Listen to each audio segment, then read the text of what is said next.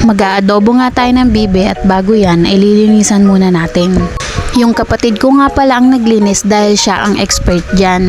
Sa Manila kasi sa pinagtatrabahuan niya ay kilo-kilong mga baboy ang nililinisan niya. Piniprito sa mga malalaking kaldero at ipapa-order.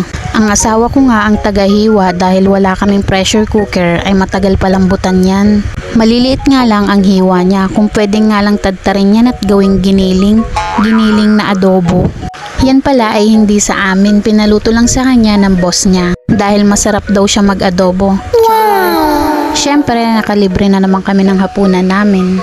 At habang busy sila sa labas ay igagaya ko naman dito sa loob ang mga rekado. Meron tayong bawang, sibuyas at syempre sili. Pampasarap ng pagkain ng mga mahihilig sa maaanghang.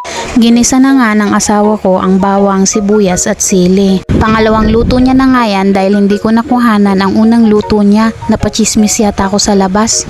Char, hinati niya talaga dahil hindi kasya at maliit ang aming kawali. Bago niya nga pala ginisa ang mga karne ay nilagan niya muna ito sa luya. Hindi ko nga rin na-videohan dahil napachismis nga ako. Hindi ko alam kung ilang minutes niyang nilaga pero ang alam ko kapag malambot na pwede na. Sabi ko sa asawa ko, tawagin mo naman ako pag niluluto mo na. Wala tayong magagawa, nakalimutan niya rin. Buti na lang daw naabutan ko yung pangalawang salang niya. Muntik pa ngang hindi mai-video.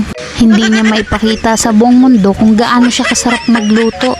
Char, kukontra ka na naman. Nilalagay nga ng asawa ko yung mantika ng karne sa pinaglagaan para manunuot ang lasa niya sa paggisa, para hindi nalalagyan ng Knorr cubes.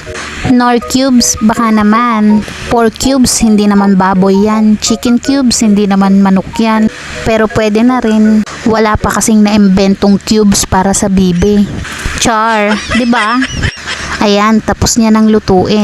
Tikman na natin ang luto niya. Kung napapansin nyo ay ma-oily dahil nagmamantika talaga siya. Mantika na parang sa inasal. O sige na, hanggang dito na lang ang video ko. At kakain muna ako. Pa-follow at share naman.